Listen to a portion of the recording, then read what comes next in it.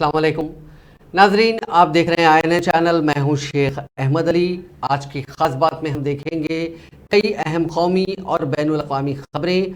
मरकज़ी वज़ारत में फेरबदल की अटकलों के बीच वज़ीर आज़म नरेंद्र मोदी ने आज दिल्ली के प्रगति मैदान में वाक़े कन्वेंशन सेंटर में काबीना की मीटिंग की है। वज़ीर आज़म के अलावा इस इजलास में वज़ीर दाखिला अमित शाह और दीगर वज़रा मौजूद थे। सभी वज़रा से उनके काम का ब्यौरा मांगा गया। ये कहा जा रहा है कि जिस वजीर का परफॉर्मेंस खराब होगा उसे कैबिनेट से हटाया जा सकता है, उनकी जगह नए लोगों को कैबिनेट में शामिल किया जा सकता है।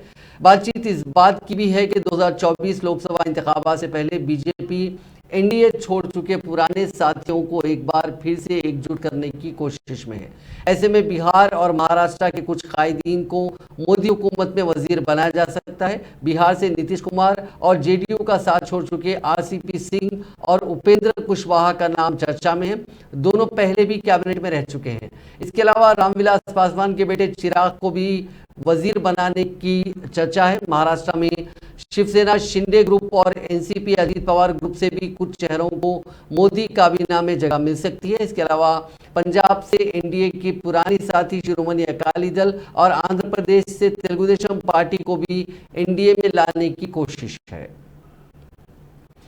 यूनिफॉर्म सिविल कोड को लेकर लॉ एंड ऑर्डर मामलों की पार्लियामेंट्री कमेटी की दिल्ली में आज मीटिंग हुई। बीजेपी के राज्यसभा एमपी सुशील मोदी मीटिंग की सदारत कर रहे हैं। उन्होंने मीटिंग में नॉर्थ ईस्ट और दीगर रियासतों के आदिवासियों को किसी भी इम्कना यूनिफॉर्म सिविल कोड के दायरे से बाहर रखने की वकालत की। इस मीटिंग में शिवसेना उद्धव ग्रुप के संजय रावत, कांग्रेस के विवेक तनखा के अलावा टीएमसी डीएमके समेत कई दीगर पार्टियों के कायदीन मौजूद थे। उन्होंने लॉ कमीशन के इस कदम पर सवाल उठाते हुए इस पर बहस करने की बात कही। मीटिंग में कमेटी के सभी मेंबर्स को भी शामिल करने के लिए बुलाया गया। सभी से यूसीसी पर राय मांगी जाएगी और उन पर गौर किया जाएगा। इसमें यूसीसी पर ड्राफ्ट तैयार कर रहे लॉ कमीशन को भी बुलाया गया है।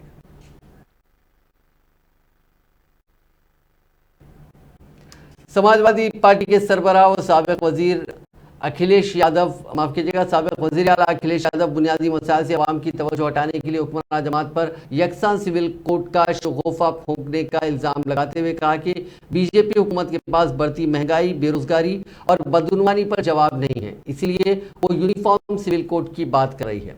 एसपी सरबराह आज स्टेट हेडक्वार्टर्स लखनऊ में डॉक्टर राम मनोहर लोहिया ऑडिटोरियम में कमेरा चेतना फाउंडेशन के जरिए ज़ात पर मबनी मर्दमशुमारी की जरूरत पर मुनक़िद सेमिनार से खिताब कर रहे थे। यूनिफॉर्म सिविल कॉमन सिविल, तो ये जो बातें इसलिए आ रही क्योंकि इन्हें बेरोजगारी, महंगाई और जो 10 साल और लखनऊ की सरकार के काम जमीन पे है ही नहीं।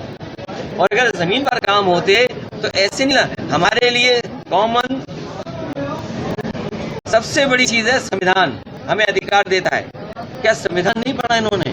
और फिर अगर इस तरह की बात करते हैं तो मैं ये कहूंगा कि रविन्द्रनाथ टैगोर, उन्होंने राष्ट्रवाद के ऊपर किताब लिखी है। उनसे बड़ा कवि, साहित्यकार, उनसे बड़ा जिस व्यक्ति का स्टेटस रहा हो दुनिया में, नोबेल प्राइज हो, उसको जरा पढ़ने बीजेपी के लोग, उसके पन्ने पलटे जरा। रविन्द्रनाथ टैगोर ने क्या लिखा है, अगर वो पन्ना पढ़ लेंगे तो बीजेपी वाले हो सकता है आपके सामने यूसीसी की बात ही न करें। 2024 मणिपुर में 3 में से कुकी और मैतेई तबकात के बीच तशद्दुद जारी है। इतवार की सुबह बिशुपुर चूराचांदपुर सरहद पर दोनों तबकात के लोग गिर गए। इसमें 3 लोगों की गोली लगने से जान चली गई, एक दीगर का सिर काट दिया गया।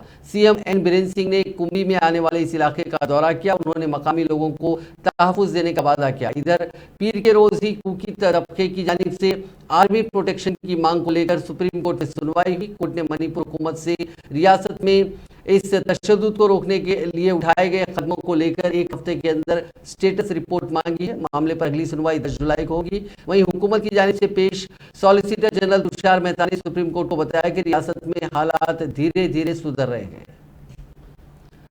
महाराष्ट्र में सियासी हलचल एक बार फिर तेजी के साथ बढ़ती हुई दिखाई दे रही है। नेशनलिस्ट कांग्रेस पार्टी यानी एनसीपी चीफ शरद पवार ने पीर के रोज प्रफुल्ल पटेल और सुनील नटकरे के खिलाफ सख्त कार्रवाई की है। उन्होंने पार्टी मुखालिफ सरगर्मियों का हवाला देते हुए दोनों को ही पार्टी से निकालने का ऐलान कर दिया।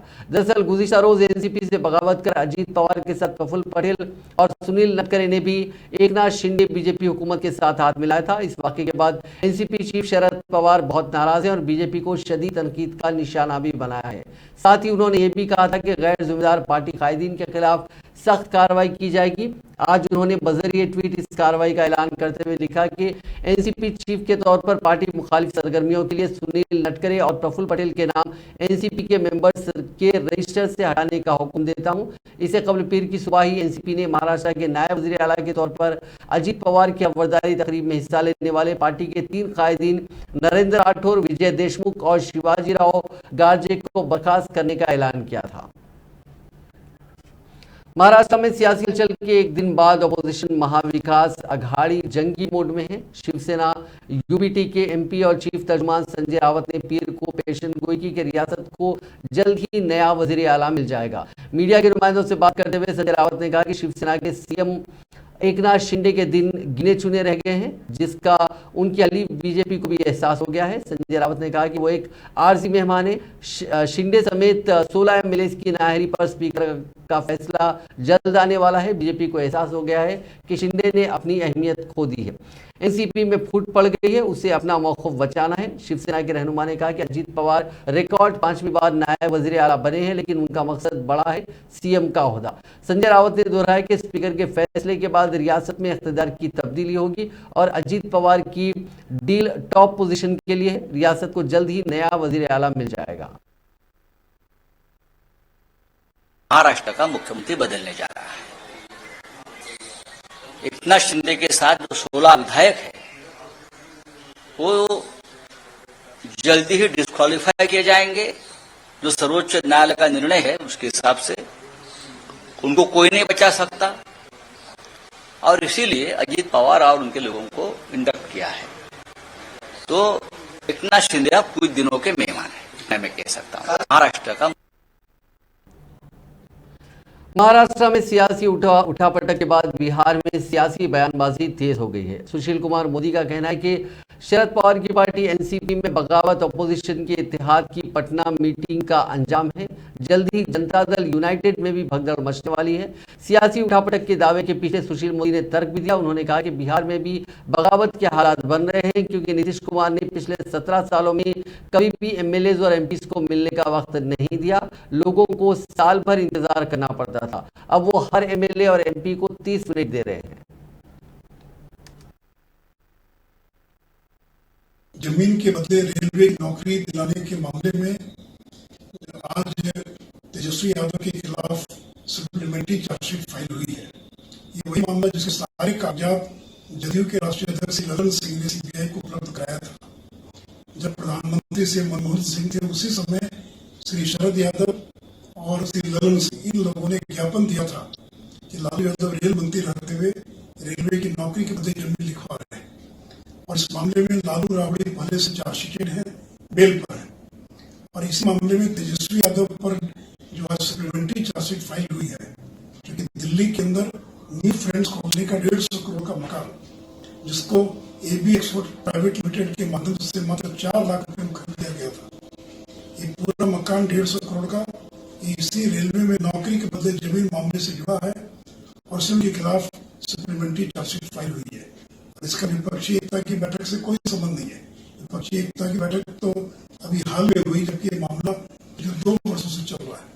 इसलिए राष्ट्रीय जनता दल के लोग इन बातों का जवाब दें और इसको बिना मतलब विपक्षी एकता की बैठक से जोड़ने का कोई औचित्य नहीं। पटना में बिहार के वज़ीर आला नीतीश कुमार की जिंदगी पर लिखी गई एक किताब का लालू प्रसाद यादव ने रस्म इजरा अंजाम दिया। उन्होंने कहा कि छोटे भाई पर लिखी किताब का रस्म इजरा करना मेरे लिए खुशकिस्मती की बात है। इस किताब का रस्म इजरा आरजेडी सरबराह लालू प्रसाद यादव ने अशोक कन्वेंशन सेंटर में किया। इस दौरान उन्होंने बीजेपी और मरकजी हुकूमत पर निशाना साधा।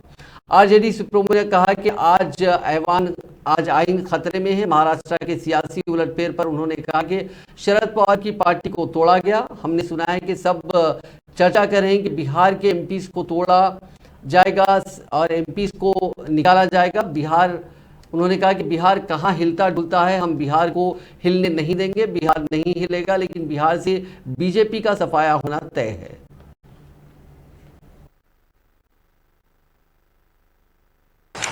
आरक्षण पर खतरा पैदा कर रहा नरेंद्र मोदी। भ्रष्टाचार की बात करता है, इससे बढ़ के बड़ा भ्रष्टाचारी कौन हो सकता है? अदानी से लेकर के सब लोग आप जानते होंगे, और एमएलए लोगों को खरीदना ये आम बात हो गई। दिल्ली के बाद वहां महाराष्ट्र के बाद देखा हमने कि अब बिहार बर्बादी है। बिहार बर्बादी मैंने बिहार को अब हम लोग तोड़ेंगे। बिहार उड़ती चिड़िया को हथली लगाता है, तुम क्या तोड़ोगे बिहार को? हम लोग इसको एकजुट होकर के देश के लोकतंत्र को मजबूती लाएंगे, संविधान को मजबूत करेंगे। लालू जी महाराज को जो कैसे कहते हैं, शरद पवार का कुछ उनके ऊपर असर पड़ने वाला नहीं है। कौन एमएलए कहाँ गया नहीं गया, शरद पवार एक हैसियत है, एक ताकत है। उस ताकत को हिलाने का नरेंद्र मोदी ने कोशिश किया, ये सब फेल हो जाएगा।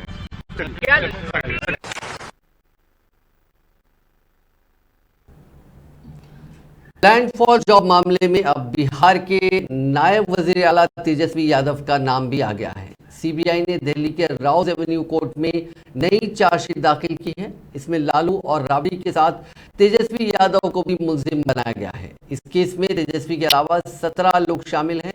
उनमें आरजेडी सरबराह लालू प्रसाद यादव, साबिक सीएम राबड़ी देवी के साथ कई दीगर नए मीडिएटर्स के नाम भी शामिल किए गए हैं। सीबीआई की चार्जशीट पर 12 जुलाई को राउज एवेन्यू कोर्ट में सुनवाई होगी। सीबीआई की तरफ से लैंड फॉर जॉब केस में 7 अक्टूबर को एक चार्जशीट दाखिल की गई थी। इसमें लालू प्रसाद यादव, राबड़ी देवी और उनकी बेटी मीसा भारती समेत 16 लोगों को मुलजिम बनाया गया था। इस चार्जशीट की बुनियाद पर सीबीआई की राउज एवेन्यू कोर्ट में सुनवाई भी चल रही है, लेकिन सीबीआई के जराये की माने तो ये सप्लीमेंट्री की जगह पूरी तरह फ्रेश चार्जशीट दाखिल की गई है। जराये की माने तो लैंड फॉर जॉब मामले में एक नया केस दायर कर उसमें तेजस्वी यादव के नाम को शामिल किया गया है। कांग्रेस सदर मल्लिकार्जुन खड़गे ने पीर के रोज कहा कि मोदी हुकूमत के पास सियासी पार्टियों को तोड़ने के लिए वक्त ही वक्त है, लेकिन आर्म फोर्सेस में खाली पड़े अहम ओहदों को भरने का वक्त नहीं है। एक रिपोर्ट के मुताबिक खड़गे ने कहा कि फौज में मेजर और कैप्टन की सतह पर ओहदेदारों की कमी है। आर्म्ड फोर्सेस और सेंट्रल आर्म्ड रिजर्व फोर्सेस में 2 लाख से ज़्यादा ओहदे खाली पड़े हैं। रोज़ाना राष्ट्रवाद का ढिंढोरा पीटने वाले लोगों ने जवानों के साथ ऐसा धोखा किया है जो पहले कभी नहीं हुआ। खड़गे ने ट्विटर पर राज्यसभा के हवाले से आर्म्ड फोर्सेस में खाली ओहदों के आंकड़े शेयर किए। उन्होंने कैप्शन में लिखा है कि हुकूमत की अग्निपथ स्कीम इस बात का सबूत है कि उनके पास फौजियों के लिए पैसे नहीं हैं। मोदी हुकूमत ने 1 रैंक 1 पेंशन को लागू करने को लेकर सिक्योरिटी फोर्सेस के साथ धोखा किया है। मोदी हुकूमत और बीजेपी के लिए कौम का तहफ़्फ़ुज़ अहमियत नहीं है, उनकी अहमियत जनादेश यानी पब्लिक जिसकी सपोर्ट करती है उसके खिलाफ धोखा देना है। कांग्रेस ने पीर के रोज बीजेपी की तनकीद करते हुए कहा कि 1992 के बाद, माफ कीजिएगा 1952 के बाद से कर्नाटक और मुल्क दोनों में पहली बार रियासती असेंबली और पार्लियामेंट का इजलास असल अपोजिशन के बगैर शुरू होगा, क्योंकि भगवा पार्टी जब जीतती है तो जोरों शोर से बोलती है और जब हारती है तो टूट जाती है और लड़खड़ा जाती है। कांग्रेस जनरल सेक्रेटरी जयराम रमेश ने बीजेपी को हदफ तनकीद बनाते हुए ट्वीट किया कि कर्नाटक असेंबली का बजट इजलास आज से शुरू हो रहा है। 1952 के बाद पहली बार रियासत और मुल्क में भी इजलास अहम अपोजिशन के बगैर शुरू हो रहा है। उनका ये तबसरा पीर से शुरू हो रहे कर्नाटक असेंबली इजलास और 20 जुलाई से शुरू हो रहे पार्लियामेंट के मानसून इजलास के दरमियान आया। हाल ही में अख्तिताम पजीर असेंबली इंतखाबात में हारने वाली बीजेपी ने अभी तक रियासती असेंबली में अपना अपोजिशन लीडर का ऐलान नहीं किया। कांग्रेस पार्टी ने कहा कि मोदी हुकूमत के खिलाफ अपोजिशन जमातों की अगली हिकमत अमली मीटिंग कर्नाटका की राजधानी बेंगलुरु में 17 और 18 जुलाई को होगी।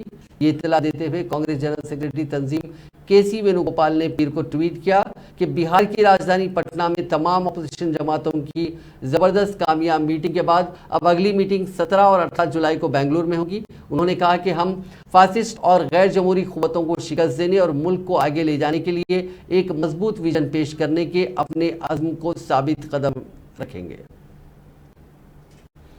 रिलायंस अनिल धीरूभाई अंबानी ग्रुप के चेयरमैन अनिल अंबानी पीर के रोज फॉरेन एक्सचेंज रेगुलेशन से जुड़े जांच के सिलसिले में इन्फोर्समेंट डायरेक्टरेट के सामने पेश हुए। जराये के मुताबिक 64 साल के Ambani foreign exchange management act के मुख्तलिफ सेक्शंस के तहत दर्ज मामले में मुंबई के बेलाड एस्टेट में वाक़ई ईडी के ऑफिस अपना बयान दर्ज कराने पहुंचे। अनिल अंबानी इससे पहले 2020 में यस बैंक के प्रमोटर राणा कपूर और दीगर के खिलाफ मनी लॉन्ड्रिंग मामले में भी ईडी के सामने पेश हुए थे।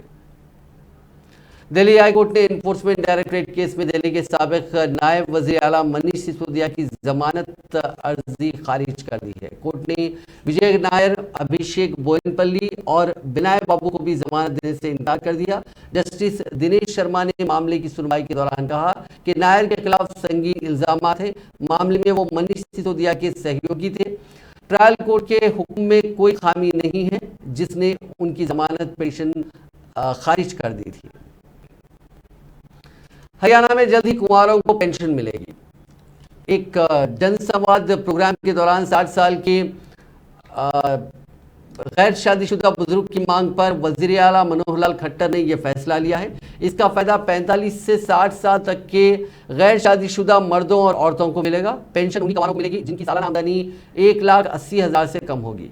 सीएम ऑफिस की तरफ से तैयार रिपोर्ट के मुताबिक इस स्कीम से रियासत के 1.25 लाख कुंवारों को पेंशन का फायदा मिलेगा। इस पर सीएम की अफसरों के साथ मीटिंग हो चुकी है। 1 महीने के अंदर हरियाणा हुकूमत इस स्कीम को लागू करने की तैयारी में है। स्कीम लागू होने के बाद हरियाणा ऐसा करने वाला पहली मुल्क की रियासत होगी। हरियाणा में अभी old age pension, window pension, physically handicap लोगों को पेंशन दी जाती है। बौने लोगों और किन्नरों को हरियाणा हुकूमत माशी मदद देती है। इसके साथ ही सिर्फ बेटियों वाले माँ बाप में से किसी एक के इंतकाल पर 45 से 60 साल तक माशी मदद के तौर पर 2,750 रुपये दिए जाते हैं। सरकारी ज़राए के मुताबिक कुंवारों को भी हुकूमत 2,750 रुपये पेंशन दे सकती है। सुप्रीम कोर्ट ऑफ इंडिया 6 हफ्ते बाद दोबारा खुल गया है। 22 मई समर वेकेशन की वजह से बंद रहे सुप्रीम कोर्ट में सभी कोर्ट रूम को हाईटेक करने का काम जारी रहा। 3 जुलाई को अब कोर्ट रूम खुले हैं तो ये नए बहुत ही नए रूप में नजर आ रहे हैं। कोर्ट नंबर 1 से लेकर रूम नंबर 5 तक पूरी तरह से पेपरलेस हो गया है। साथ ही वहां कई digital screen, WiFi connectivity, advance video conferencing facility शुरू कर दी गई है। कोर्ट खुलने के साथ ही chief justice of India Chandrachud ने कहा कि मुझे उम्मीद है कि वकीलों के पास अब और ज्यादा जगह होगी। कोर्ट रूम 1 से 5 तक वाईफाई से लेस है। बार रूम में और कोर्ट के गलियारों में भी वाईफाई कनेक्टिविटी होगी।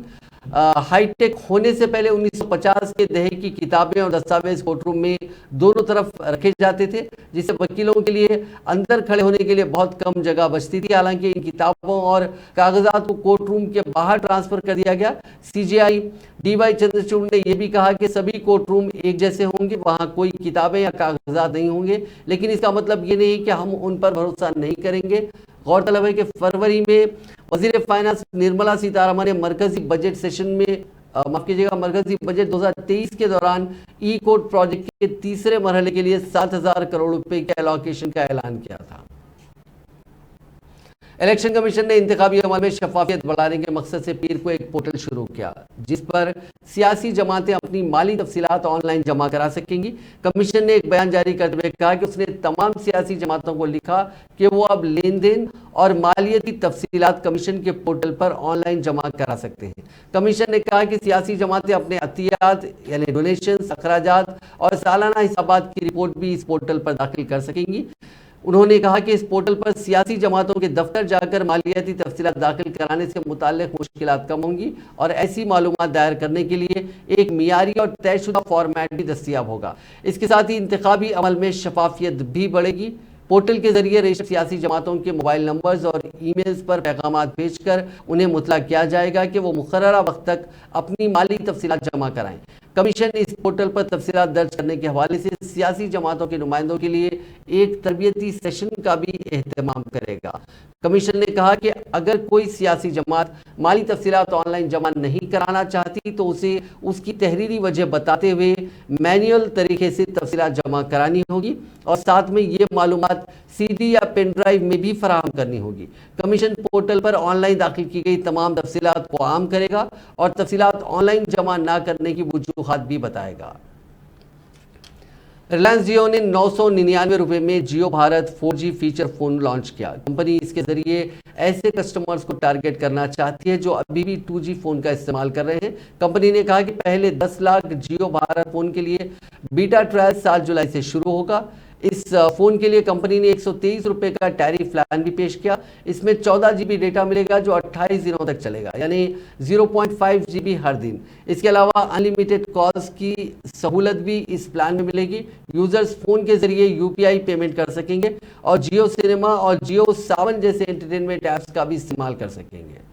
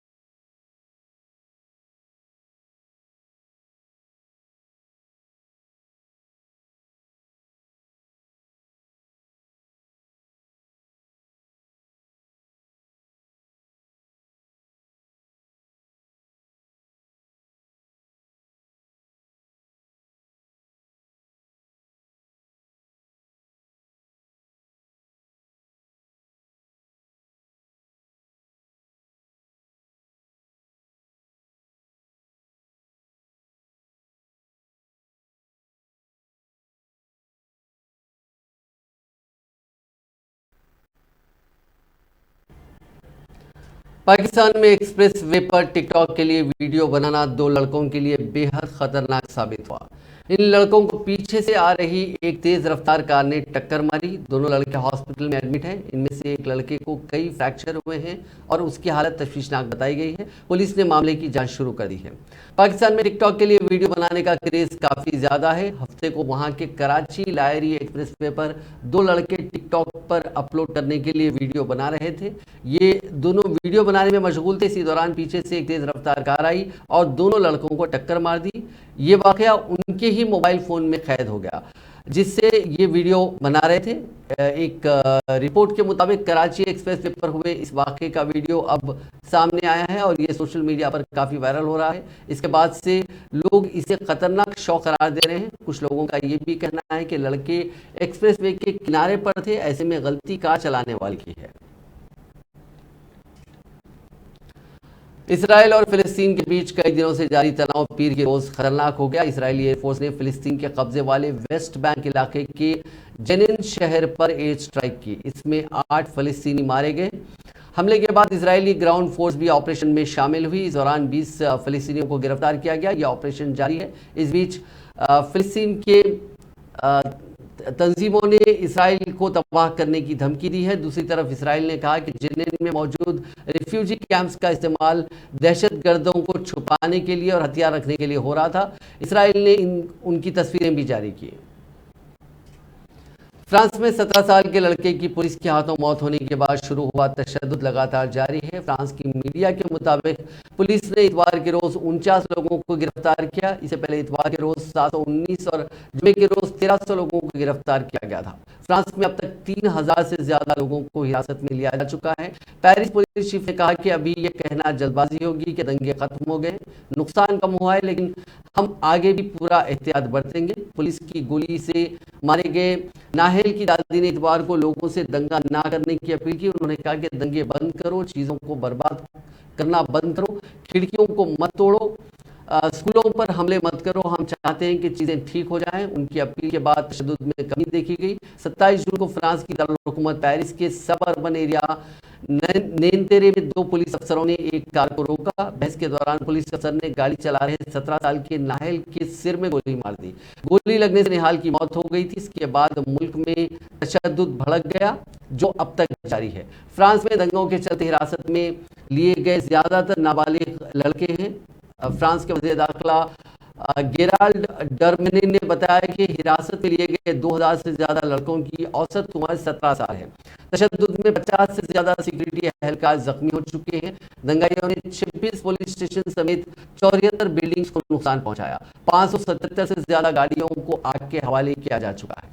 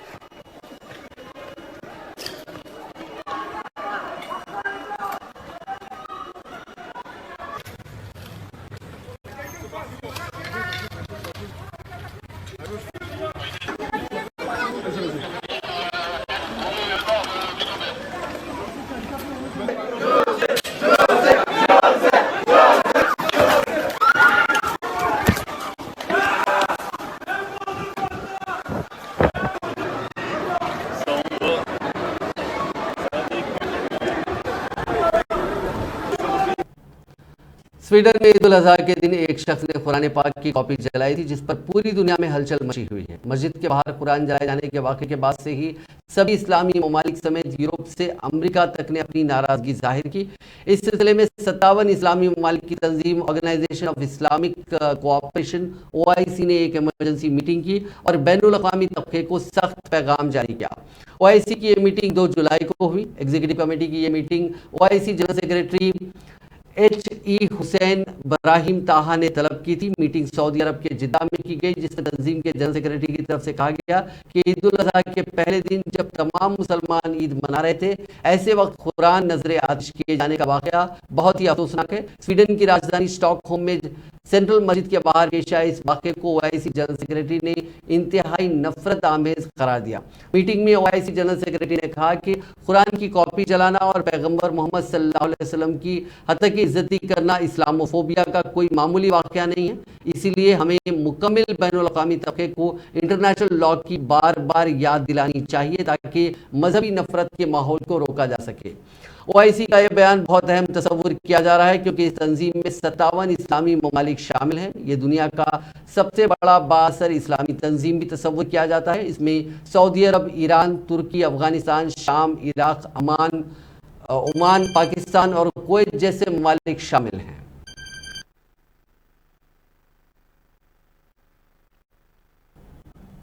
सऊदी अरब में पुलिस ने हुक्काम की इजाजत के बगैर हज करने की कोशिश करने वाले 17,000 से ज्यादा लोगों को हिरासत में ले लिया। सऊदी प्रेस एजेंसी ने पीर को जारी करदा एक रिपोर्ट में ये इत्तला दी। SPA ने बताया कि सऊदी सिक्योरिटी फोर्सेस ने हज के लिए जरूरी कानूनी मंजूरी के बगैर सफर कर रहे तकरीबन 17,615 अफराद को हिरासत में ले लिया। उनमें से 9,509 को रिहाइश, काम और सरहदी हिफाजत के कवानीन की खिलाफ वर्जी करने पर हिरासत में लिया गया। एजेंसी ने बताया कि अकीदतमंदों को बगैर इजाजत हज के मकामात पर ले जाने के इल्जाम में दीगर 33 अफराद को गिरफ्तार किया गया। काबिल जिक्र है कि पिछले हफ्ते 20 लाख से ज्यादा लोगों ने हज अदा किया, जो मुसलमानों के मुकद्दस तरीन शहर मक्के का सालाना इस्लामी सफर है। एजेंसी के मुताबिक कोरोना वायरस के बाद ये पहला मौका है जब सऊदी हुक्काम ने इतनी बड़ी तादाद में लोगों को हज की इजाजत दी। नाजरीन, आज की खास बात में बस इतना ही। आपसे कल मुलाकात होगी नई खबरों के साथ। आप देखते रहिए INN चैनल।